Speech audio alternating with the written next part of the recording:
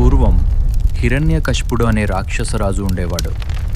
బ్రహ్మదేవుడి వరంతో అతను చాలా గర్వంగా మారి అందరూ తననే దేవుడిగా పూజించాలని ఆజ్ఞాపించాడు. కాని అతని కుమారుడు ప్రహ్లాదుడు మాత్రం మహావిష్ణువు భక్తుడు. ఎప్పుడూ ఓం నమో నారాయణాయ అని జపించేవాడు. ఇది చూసి హిరణ్యకశిపుడు కోపంతో ప్రహ్లాదుణ్ణి ఎన్నో విధాలుగా శిక్షించాడు. కొండపై నుంచి తోసించాడు, అగ్నిలో వేయించాడు, పాములతో భయపెట్టించాడు. కాని ప్రతిసారి మహావిష్ణు అప్పుడు హిరణ్యకశిపుడు ఒక స్తంభాన్ని కొట్టగానే అందులో నుంచి అర్ధమనిషి అర్ధసింహం రూపంలో నరసింహస్వామి ప్రత్యక్షమయ్యాడు.